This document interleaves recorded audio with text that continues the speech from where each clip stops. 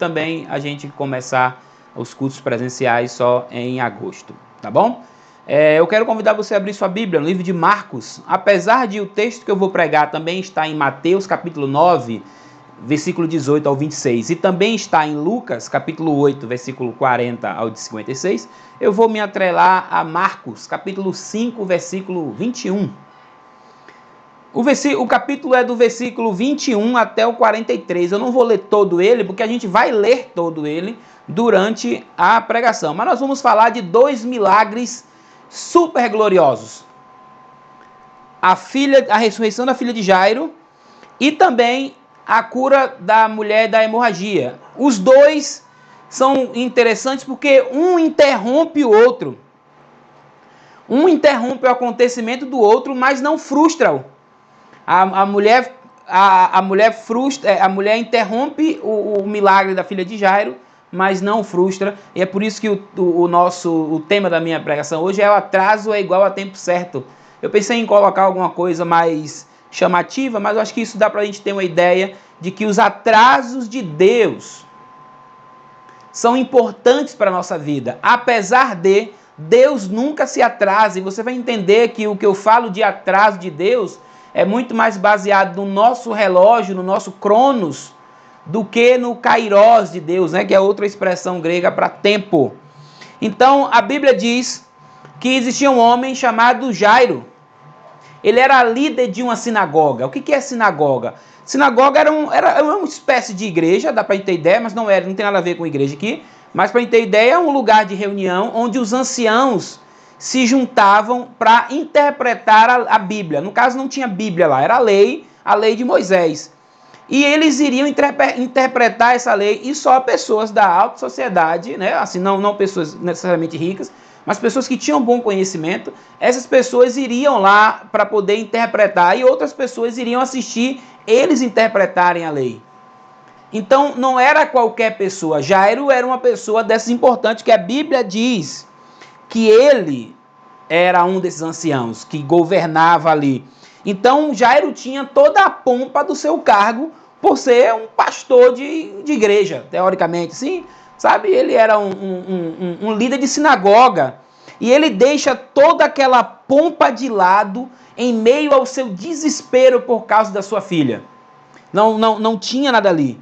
A gente tem aqui um homem de autoridade e de boa posição, só que ele se prostra aos pés do carpinteiro galileu. E aqui eu abro um parêntese importante para a gente pensar de que a gente canta até esse louvor que Jesus é galileu, mas eu queria te dizer que Jesus não é galileu. Jesus é belenense, mas não é de Belém do Pará, Belém da Judéia. Para a gente ter uma ideia aqui mais ou menos do que é a Judéia, é que Israel, ele tinha os seus estados. Então Israel tem Judéia, onde Judéia é o estado, e lá na Judéia tem Jerusalém, Belém, são cidades da Judéia. Jesus era judeu. Acima da Judéia um pouquinho, a gente tem Samaria. Samaria tem as cidades dela lá, que a gente conhece. Um pouquinho mais acima, a gente tem a Galileia, que é um estado também. Então, Judéia é um estado, Samaria é outro estado, e Judéia, Samaria um pouquinho mais acima, Galileia. Do lado, a gente tem o Mar da Galileia, que não é mar, é um grande lago, né? Também chamado de Lago de Genezaré. Era água doce, não era água salgada. E do outro lado do Mar da Galileia tem Decápolis, onde tem Betsaida, que é onde Jesus expulsou os demônios para os porcos, né? Que era uma espécie de javali ali. E a gente tem Magdala ainda aqui, e isso também é uma curiosidade interessante, Maria Madalena, né, de Magdalena, ela era de Magdala, por isso que o nome dela é Madalena, não é um sobrenome, mas era referente de onde ela era. E as águas de Dan, que descem por Jordão, Mar da Galileia, eu acho que é ao contrário, Mar da Galileia, Jordão e o Mar Morto. Então, o que acontece? Jesus faz os milagres em Decápolis, atravessa o mar. O que acontece é que Jesus tinha feito um milagre antes aqui, não lembro se era do endemoniado, e aí ele atravessa o mar. Quando atravessa o mar é quando tem a calma tempestade ali no Mar da Galileia, E aí ele vai lá para o outro lado e chega em Decápolis, há a questão dos demônios, e ele atravessa de novo e chega em Cafarnaum. Por isso que a ideia de que a gente chama... E aí eu volto aqui, né? Me perdi aqui. Mas por que a gente chama Jesus de Galileu?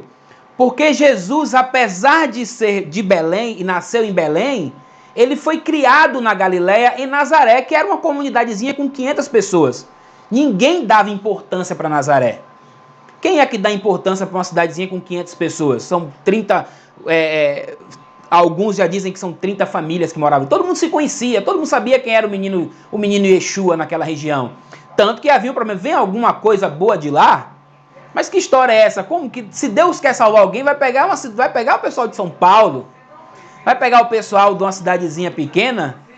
Passou o rapaz vendendo um produto aqui, você deve ouvir também aí. Então, havia todas essas situações, de alguma forma, que...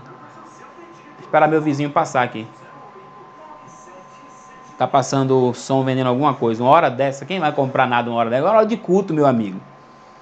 Então, Jesus é chamado de Galileu por ter sido criado na Galileia, criado em Nazaré, naquela cidadezinha pequena. E é dali de Nazaré, da cidade pequena, onde ninguém acreditava nada, que nasceu o Filho de Deus, nasceu Jesus. Então, voltei fechei o parêntese aqui. Então, Jesus atravessa Decápolis, atravessa o mar da Galileia e encosta em Cafarnaum. Quando ele encosta em Cafarnaum, a multidão já junta de novo. A multidão já junta de novo. Então, aí agora eu vou com você para o texto. Vamos lá para o texto? Versículo 21, eu vou ler o texto aos pedaços. Eu vou lendo, explicando, depois a gente aplica. Tendo Jesus voltado de barco para o outro lado, né, acabei de falar sobre isso, reúne-se em volta dele uma grande multidão e ele estava junto do mar.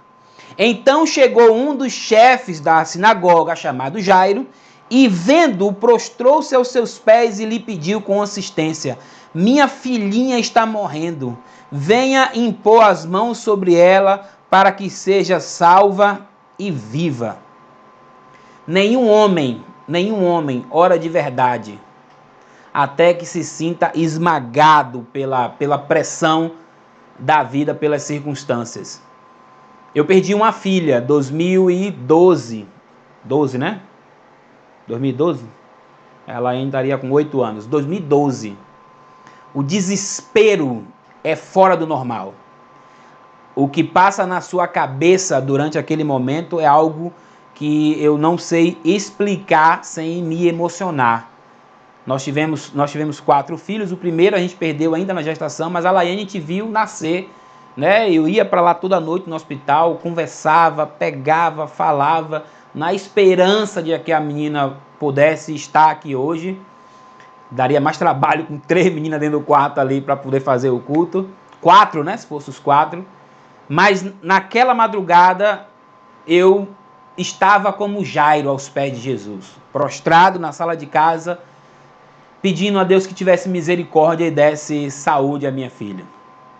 Aquela manhã do dia 23 de novembro de 2012, eu me levanto e vou lá para o hospital, eu e a Liliane tinha ido para o banco de leite para poder tirar o leite para doação. E enquanto a Liliane ia para o banco de leite, eu subi para ver a Laiane e eu recebi a triste notícia de que ela tinha partido. Ainda estava na incubadora, ainda parecia respirar, porque os aparelhos ainda faziam funcionar, mas ela tinha morrido. E a cena ainda está muito viva na minha cabeça. E naquele momento, eu tinha 28 anos, né? 26 anos. Ainda estava tentando entender a vida e como que eu ia dizer isso para a Liliane. Para você ter ideia do quão difícil foi para mim tudo aquilo, eu deixei a Liliane lá na coisa e nem falei com ela.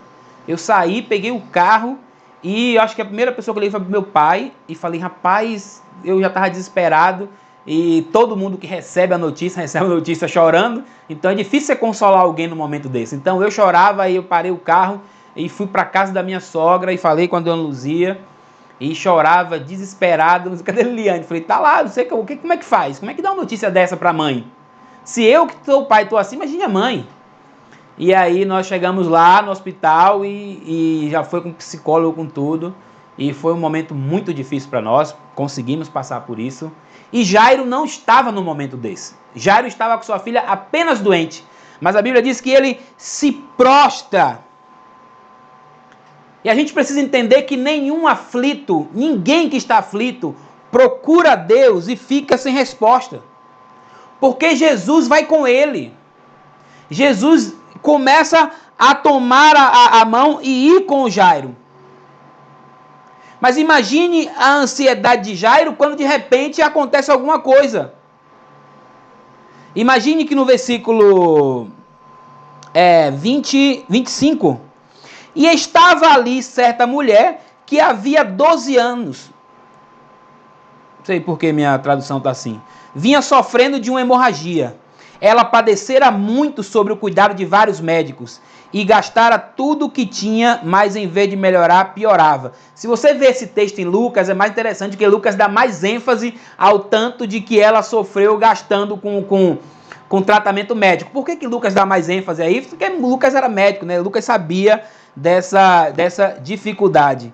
Então você imagine que quando Jesus começa a andar com Jairo, a mulher chega. E aí, quando a mulher chega, imagine aqui comigo a aflição de Jairo. Um monte de gente apertando, aquela ansiedade. E Jesus diz assim, calma aí, Jairo. Ninguém vem até mim e fica sem resposta. Você vai ter a sua resposta e eu vou ter, e essa mulher vai ter a minha resposta. A mulher sofria de uma doença crônica. Uma hemorragia que durava 12 anos. E a menina também tinha 12 anos. Então, uma menina com 12 anos e a outra que já sofria com a doença há 12 anos, que já tinha tentado de tudo. Abre parêntese. Era mulher, numa cultura difícil de ser mulher, sem contar que ela tinha uma doença que a tornava impura. Por isso que ela chega meio de fininho, porque ela não deveria estar ali. E ela queria apenas ser curada e ir embora. Ela sabia, se eu tocar na orla dele, era uma espécie de, chama de tizitizite, uma corda, alguma coisa assim, que ela queria pegar ali naquela corda, ser curada e ir embora, sem que ninguém a notasse, porque ela estava impuro por causa da sua, uma possibilidade de ser uma menstruação extremamente desregulada. Mas aí, com 12 anos, padeceu, sofreu muito, vinha sofrendo com a doença, vinha sofrendo com os tratamentos para que a doença, tinha gastado tudo o que tinha, esgotado todas as alternativas da medicina e não tinha sido curado. Versículo 27. Quando ouviu falar de Jesus, chegou-se por trás dele no meio da multidão e tocou no seu manto, porque pensava, se eu tão somente tocar no seu manto, ficarei curada. Imediatamente cessou sua hemorragia e ela sentiu em seu corpo que estava livre do seu sofrimento. No mesmo instante, Jesus percebeu que dele havia saído poder, palavra dunamis aqui. Virou-se para a multidão e perguntou, quem tocou no meu manto? Se nós pararmos o foco e pensarmos no cuidado de Jesus com a mulher, bênção. Mas pensa comigo aqui o desespero de Jairo. Porque Jairo sabia da sua dificuldade, foi lá, se expôs no meio daquela multidão, passou por todo mundo apertado, aquela agonia, todo mundo queria de alguma forma ver Jesus. Jesus tinha uma fama enorme. E quando Jesus está indo para visitar a filha dele, Jesus chega no meio da multidão assim, quem me tocou? Os discípulos falam assim, Senhor, aí, muita gente aqui, né? Percebe aí, ó, todo mundo está te tocando. Ele fez, não. O toque que eu recebi de alguém foi um toque especial. Quem me tocou, quando tocou em mim, saiu poder. O toque da mulher tirou poder de Jesus para trazer a ela a sua cura. Na cruz, Jesus entrega toda a sua vida para nos dar uma nova vida. A mulher é tocada e Jesus começa a perguntar. Eu fico tentando imaginar o que Jairo olhou e falou assim, ai meu Deus do céu, Jesus, deixa quem te tocou, vamos embora meu filho, minha filha está morrendo. Não tinha felicidade, tinha agonia, desespero. Ele sabia da situação da filha dele. Versículo 31. Responderam os seus discípulos: vês a multidão aglomerada ao teu redor e ainda pergunta quem tocou em mim? Se eu estivesse na nossa realidade, tá vacilando, mano? Mas Jesus continuou a olhar para o seu redor para ver quem tinha feito aquilo. Então a mulher, sabendo o que tinha lhe acontecido, aproximou-se, prostrou-se aos seus pés e, tremendo de medo, contou-lhe toda a verdade. Então ele lhe disse: filha, a sua fé a curou. Vá em paz e fique livre do seu sofrimento. Que fantástico! A mulher queria apenas o toque, mas Jesus deu muito mais para ela. Jesus queria conhecer a história dela e ela conta tudo o que tinha acontecido. Ela conta tudo aquilo que tinha acontecido e aí, problema resolvido. Graças a Deus a mulher está curada. Agora o que é que faz? Vão para casa de Jairo.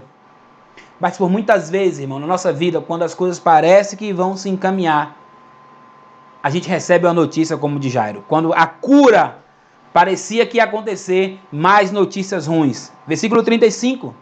Enquanto Jesus ainda falava, chegaram alguns da casa do chefe da sinagoga dizendo: a sua filha já morreu, por que ainda incomoda o mestre? Olha o que ele diz, por que ainda se incomoda? Eu estou pregando aqui, vou usar em torno de 40 minutos para pregar. Isso aqui não aconteceu em 40 minutos não, irmão. Isso aqui foi tempo. E a primeira coisa que deve ter vindo na cabeça de Jairo é: se aquela mulher não tivesse aparecido, dava tempo de Jesus chegar lá. Se aquela mulher não inventa de tocar, dava tempo. O Jairo entrou em desespero. Jairo entra no modo parafuso. Caramba, agora que eu achava que era a hora. Olha o tempo que Jesus perdeu dando cuidado a uma mulher em vez de ir lá para casa. Aí o versículo 36, Jesus diz: mas Jesus, sem levar em conta tais palavras, disse ao chefe da sinagoga: não tenha medo, apenas creia.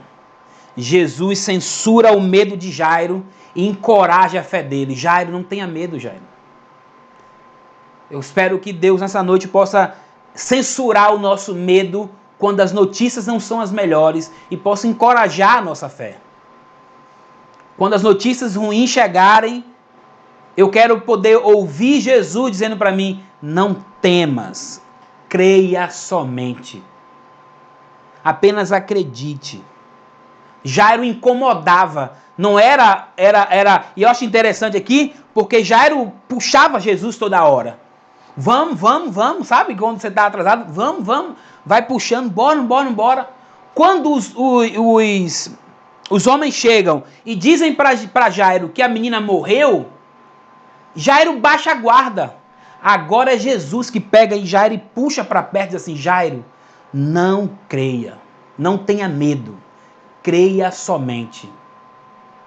Espero nessa noite que Jesus possa puxar você para perto, quando você se sentir com as guardas baixas e possa ter a certeza de que vai ouvir a voz dizendo: não tenha medo. Versículo 38 diz: quando chegaram à casa dos dirigentes da sinagoga, Jesus viu um alvoroço, com gente chorando e se lamentando em alta voz. Aqui chamava as carpideiras. As carpideiras eram as mulheres que eram pagas para chorar.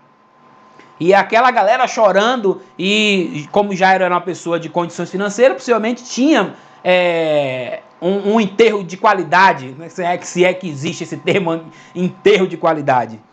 Mas as mulheres chorando, então entrou e lhes disse: por que todo esse alvoroço e lamento? A criança não está morta, mas dorme. Mas todos começaram a rir de Jesus. Você vê que as carpideiras são tão profissionais que elas estão aqui: morreu a menina, meu Deus. Quando Jesus: não morreu não, gente, ela só está dormindo. Elas começam a rir. São profissionais o que fazem. A gente está cheio de gente profissional ao nosso lado para fingir que está triste com a gente. Está triste com a nossa situação. Ele, porém, ordenou que eles saíssem. Tomou consigo o pai e a mãe da criança e os discípulos que estavam com ele e entrou onde se encontrava a menina. Tomou-a pela mão e disse: Talita cumi. Ou Talitá cumi, ou Talita cumi. Eu já ouvi gente falar assim, mas é Talitá cumi. que significa: menina, eu lhe ordeno, levante-se. Se eu estiver segurando na mão de Jesus, a morte pode ser apenas um sono. E a Bíblia diz que aquela menina se levantou. Interessante que Timothy Keller, um dos livros dele que eu li, ele diz que a expressão Talitá Cumi é uma expressão de carinho, como a gente chama nossos filhos. Minha linda, minha menininha, meu amorzinho, minha filha, vem aqui, levante. Porque quem está segurando na mão de Jesus, a morte pode ser apenas um sono, nada é mais que um sono. É por isso que é preciso estar firmado em Jesus. Versículo 42, imediatamente, a menina que tinha 12 anos se levantou e começou a andar, então todos ficaram muito admirados. Mas Jesus ordenou-lhes expressamente que ninguém o soubesse e mandou que desse de comer a menina. Olha que coisa, agora vai comer, minha filha, né? Agora vai se alimentar para mostrar que você está viva mesmo, você não é uma alma penada não, você está viva, está inteira e tem que comer. O que esse testemunho, que essa história nos ensina sobre os atrasos de Deus? O que tudo isso tem a nos ensinar sobre os atrasos de Deus? E eu quero pensar com você alguns princípios importantes. E o primeiro é que a graça é compatível com os atrasos de Deus, que para nós podem ser atrasos injustificáveis. Porque alguém pode dizer assim, como que o cara para dar atenção para uma mulher que já está doente há 12 anos, a mulher já acostumou com essa doença. A gente não pode deixar a menina de 12 anos morrer, não é isso que tem acontecido em muitos hospitais no Brasil, no mundo todo? Os médicos estão tendo que escolher, e o médico tem que escolher quem? Quem tem mais chance de viver. Aquela mulher ali, Senhor, aquela mulher já está 12 anos doente. Um ano a mais, um ano a menos, não vai mudar nada. Mas essa menina só tem 12 anos. Mas a graça de Deus é compatível com esses atrasos. Deus sabe o que faz. E aí Deus diz assim, olha, eu não estou me deixando apressar pelas ideias de vocês. Mas eu não vou me deixar apressar por causa de vocês. Eu vou me deixar apressar porque eu amo vocês. Eu amo a sua filha, eu amo você, Jairo, eu amo essa mulher aqui também. Eu amo a todos vocês. Eu estou envolvido com vocês. Eu estou relacionado com vocês. A graça de Deus, ela é compatível com aquilo que nós achamos que é atraso. Deus tem informações que nós não temos ideia. Deus está sempre à frente de nós, do nosso tempo. Deus não está baseado nas minhas 24 horas diárias. E eu preciso confiar em Deus de que Jesus sabe o que está fazendo com a minha vida. E mesmo em meio às minhas dúvidas, e nós teremos dúvidas, teremos um dia na glória a oportunidade de perguntar para Ele, por que foi assim? Eu não consegui entender. Mas uma coisa é certa, Deus está cuidando de nós. Quando nós tentamos encaixar Deus no nosso relógio, isso gera em nós uma impaciência. Porque parece que a coisa não está andando quanto acontece. Por isso que o contrário de fé não é incredulidade. O contrário de fé é medo. Quando a gente tem medo, a gente perde a fé. A gente perde o sentido. E aí, se a gente tentar impor a Deus a nossa noção de tempo certo, nós nos sentiremos não amados. Deus não me ama. É por isso que as circunstâncias, elas não podem ser padrão para dizermos se Deus não nos ama ou não nos ama. Porque não somos nós que somos o fim de Deus. Deus é um fim em si mesmo. Deus trabalha em prol dele, da glória dele, e não em prol de mim. O impaciente, por ele estar se atrasando de forma irracional, injustificável e insensível. Porque quando a gente olha a situação da mulher, diz assim, esse cara tá sem noção. Por que vai se preocupar com a mulher que está 12 anos doente da mesma coisa? A graça, ela é compatível com aquilo que nós achamos que é atraso de Deus. Mas Deus não está atrasado. Deus sempre está no tempo certo, mas nunca é no meu jeito, nunca é no meu tempo. O segundo princípio importante que a gente pensa é que ajustar-se aos atrasos de Deus trarão transformações inimagináveis. E você pensa assim, mas Deus não se atrasa. É que o nosso relógio nunca bate com o de Deus. Porque a gente quer as coisas do nosso jeito. Então a gente tem a sensação de que Deus está atrasado. Jairo deve ter pensado, caramba, por que não foi logo? Mas Jesus está no controle. Jairo foi até Deus com a ideia de que teria que confiar em Jesus o suficiente para Jesus chegar na casa dele. Jairo dizia, se Jesus chegar na minha casa, a minha filha vai ser curada. Só que Jesus exigiu mais dele. Porque depois que a menina morre, e aquilo que aparenta ser uma negligência enorme de Jesus, se transforma num toque a mais. Porque quando Jairo pensava, se Jesus só chegar na minha casa, minha filha vai estar curada. E Jesus assim, sua filha morreu, Jairo, vem aqui. Olha nos olhos de Jairo e diz assim, confie em mim, independente das circunstâncias. Se eu me ajustar a isso que parece atraso, as transformações em mim serão muito maiores. Era um teste de fé bem maior do que qualquer coisa que Jairo poderia imaginar. Jairo com certeza não esperava a notícia da morte da menina. A mulher enferma da hemorragia era a mesma coisa. Ela queria apenas ser curada. Tô melhor, vou sair daqui. Já fui curada. Mas Jesus fez ela se revelar em público. E a exigência de Jesus, no sentido de que ela se identificasse, era algo que ela temia.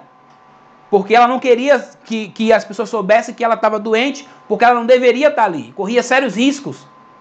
Mas Jesus assim, não, você quer só a cura? Eu quero uma transformação geral. Agora você está livre para andar no meio do povo, minha filha. Não é só ser curada. Eu quero mais. Você acredita, Jairo, que se eu chegar na sua casa por ser curado, acredito, sua filha vai morrer antes, Jairo. Mas eu estou ciente de tudo o que vai acontecer. Mas confia em mim, Jairo. Porque quem está segurando a minha mão, a morte é um sono. A morte é apenas um profundo sono. Como nós estamos envolvidos com Jesus. Como nós estamos relacionados com Jesus. Precisamos entender que a graça é compatível com aquilo que nós entendemos ou aquilo que nós chamamos como atrasos injustificáveis. Jesus não se atrasa, sempre está no momento certo. E quando nós nos ajustamos aos atrasos, o que nós iremos receber de Deus são coisas inimagináveis. Não temos noção. Se eu for até Jesus, tenha certeza de que Ele vai pedir bem mais do que você havia planejado. Se você for até Jesus, tenha certeza de que Ele vai te dar muito mais do que você imaginou. Mas Ele também pode dar infinitamente mais do que eu poderia pedir ou sonhar. A mulher queria ser curada. Jesus deu mais do que isso para ela. Sempre que Deus parecer estar atrasando, ou sempre que Deus parecer estar sendo negligente em nossa vida, é porque Ele sabe de algo importante que ainda não chegou ao nosso conhecimento. Deus está além do tempo. Palavra grega, existem duas palavras gregas para tempo. Cronos, é esse relógio que nós temos de 24 horas, e kairos, que é o tempo que corre fora disso. É o tempo que corre fora daquilo que a gente imagina. E Deus sabe de alguma coisa mais do que eu imagino. Quando Jairo estava preocupado, quando a mulher estava preocupada, quando eu perdi a Laiane, Deus sabe de coisas que eu não tinha ideia. O nosso moralismo e a nossa arrogância daquilo que a gente crê, às vezes elas precisam ser arrancadas pelos atrasos providenciais de Deus. Jairo tinha ideia e imaginava o seguinte: não, se eu fizer tudo desse jeito, Deus vai fazer assim. Isso é arrogância, uma arrogância cristã, se é que existe arrogância cristã. A gente chega à ideia, chega a imaginar de que se eu fizer desse jeitinho aqui, Deus vai ter que se mover desse jeito. Não é assim que nós fazemos com o dinheiro? Se eu desse dinheiro para Deus, Deus vai ter que fazer isso aqui.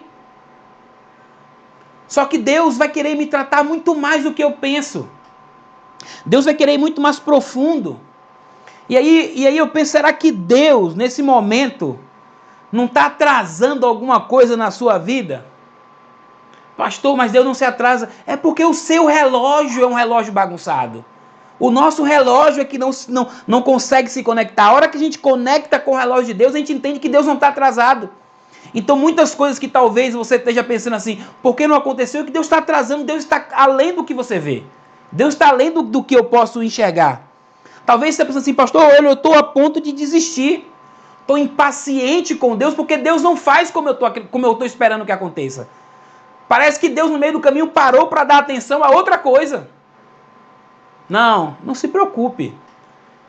Sinta a puxada de Jesus na sua blusa, dizendo para você assim, não temas, apenas creia. Eu estou cuidando de tudo. Pode ser que de alguma forma exista aí um fator que você ignora, mas Deus não ignora todos os fatores. A sua resposta, assim como foi dada a Jairo, é de confia em mim. É isso que Jesus vai dizer para nós, confia em mim. Quantas vezes nós estamos tentando apressar Deus? Quantas vezes nós queremos que Deus se adeque a nós? Quantas vezes nos sentimos impacientes de esperar de que as coisas aconteçam como a gente quer? O meu convite a você nessa noite é que você seja tomado pela mão de Jesus, seja tomado pela sua mão e deixe que Ele faça aquilo que Ele deseja fazer. Senhor, eu quero estar disponível para que o Senhor faça em mim aquilo que o Senhor quer fazer. É Ele que me ama com todo o meu ser. É Ele que sabe o que está fazendo. Logo chegará a hora de levantar. Talvez a notícia que chega para você é de que não deu certo. Mas o que Jesus diz é, não temas, creia somente. A graça, ela é compatível com aquilo que nós achamos ser injustificável. E ajuste-se ao tempo de Deus. E nós veremos com que os milagres aconteçam. E tenha certeza de que se você for até Jesus, Ele vai pedir muito mais do que você imagina. Mas Ele vai te dar muito mais do que você possa imaginar. Por isso, o meu convite a você é que mesmo em meio às circunstâncias não podem ser modelo de amor. As circunstâncias não são modelo de que Deus nos ama ou nos deixam de amar. A maior forma de amor de Deus por nós foi na cruz de Cristo, quando Jesus entregou o seu Filho por nós. Quero convidar você a baixar sua cabeça e orar comigo. Quero convidar você a meditar um pouco sobre isso. Quais são os momentos da sua vida que você sente que parece que Deus se atrasou? Quais são os momentos da sua vida aí que você pensa assim, pastor, por que a quarentena não acaba? A minha empresa começou a ter dificuldade, a minha casa está tendo dificuldade e eu tenho orado e eu não tenho visto nada acontecer. Estou achando que apareceu uma mulher doente no meio do caminho e Jesus parou para ela. Se Jesus parou para ela, é porque Jesus sabe o que está fazendo. E se a coisa piorar, nunca esqueça de ouvir a puxada de Jesus dizendo para você, não temas, creia somente. Vamos orar? Nós te louvamos, Senhor. E assim como aquele centurião, declaramos, ajuda-nos a nossa incredulidade. Quantas vezes estamos como Jairo, perdidos em meio ao sofrimento, prostrados aos teus pés e clamando ao Senhor, e às vezes sentindo que parece que o Senhor respondeu, mas as coisas parecem que não estão andando. E nos perdemos em meio ao teu olhar de ouvir a tua voz dizendo: não temas, creia somente. Sabemos que o Senhor não atrasa, o Senhor está cuidando de nós, o Senhor está fazendo por nós o que é melhor. Se entregamos o governo da nossa vida ao Senhor, queremos estar descansados, mas temos dificuldades muitas vezes, Senhor, de descansar em teus braços, porque achamos que nós temos essa capacidade. Por isso, nos ajude e arranque de nós todo moralismo e toda arrogância que quer tentar de alguma forma mover o teu coração por meio de ações.